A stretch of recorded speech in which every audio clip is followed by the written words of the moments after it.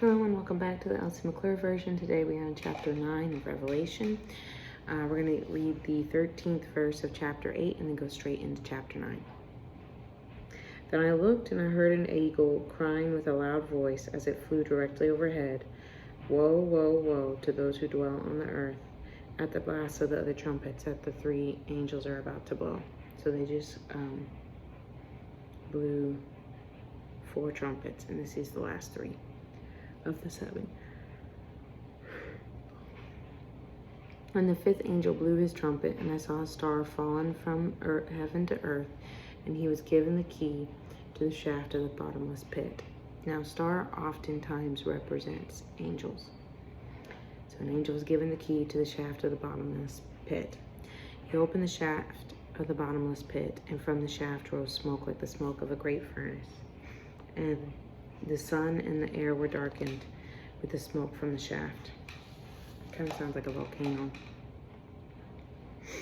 Then from the smoke came locusts on the earth, and they were given power like the power of scorpions of the earth. They were told not to harm the grass of the earth or any green plant or any tree, but only those people who do not have the seal of God on their foreheads. They were allowed to torment them for 5 months, but not to kill them, and their torment was like a torment of a scorpion when it stings someone.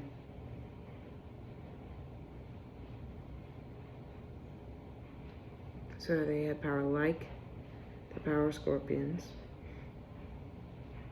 They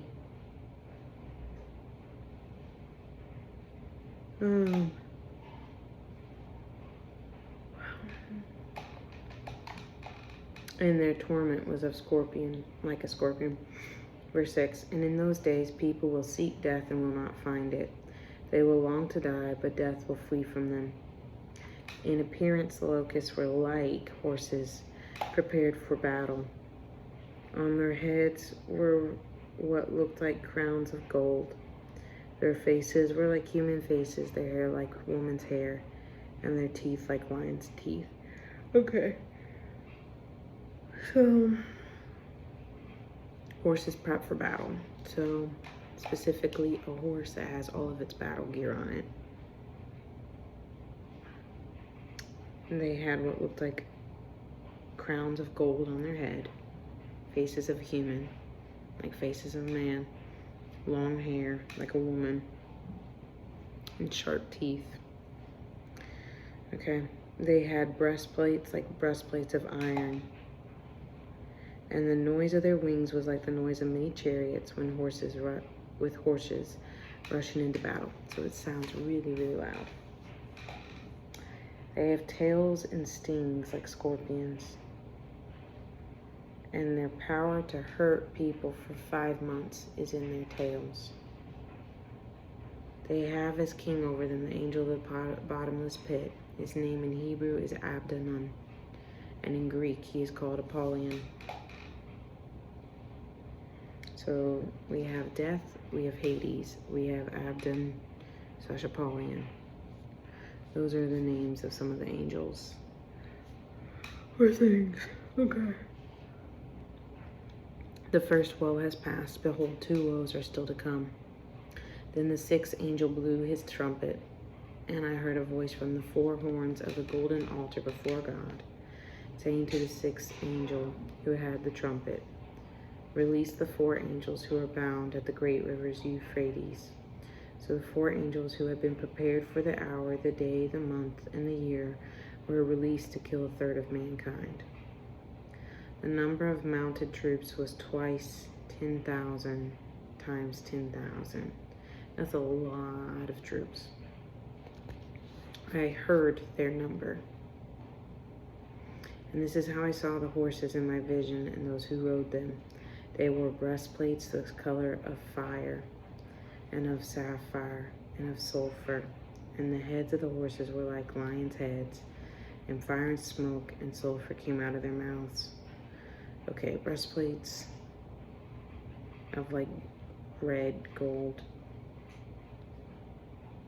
and of blue.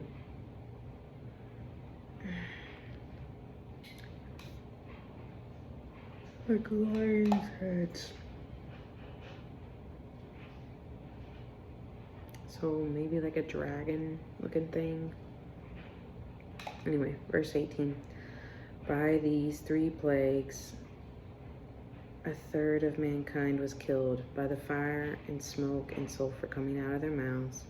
For the power of the horses is in their mouths and in their tails, for their tails are like serpents with heads, and by means of them they wound. The rest of mankind who were not killed by these plagues did not repent of the works of their hands, nor give up worshiping demons and idols of gold and silver and bronze and stone and wood, which cannot see or hear or walk, nor did they repent of their murders or their sorceries or their sexual immorality or their thefts.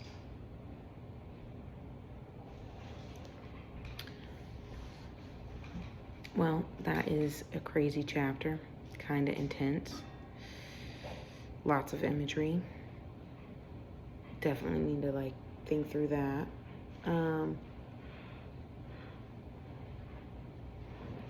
But I think it's interesting that John writes that these people did not repent, because God in his mercy is allowing all this to happen so that some will repent and turn back to him.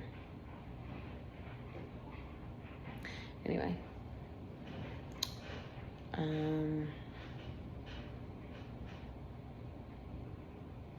yep, that's it for tonight, and I'll see you tomorrow.